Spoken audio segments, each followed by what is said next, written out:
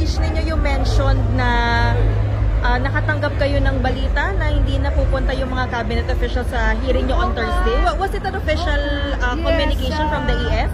Yes, I received a letter last night from ES Bersamin saying that the executive would not be attending the hearing on April 3. Eh nakakalungkot naman kasi alam niyo maraming tanong pa rin, bitin pa rin kasi preliminary report lang naman ang kinaya ko.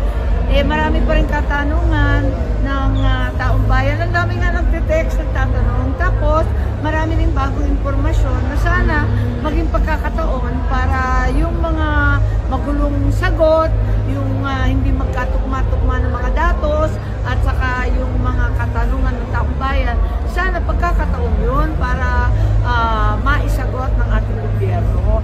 Yun nga ang inaantay ko. Sabi naman ng Presidente na hindi daw hihintuin, pero liwa-liwanag ng sulat.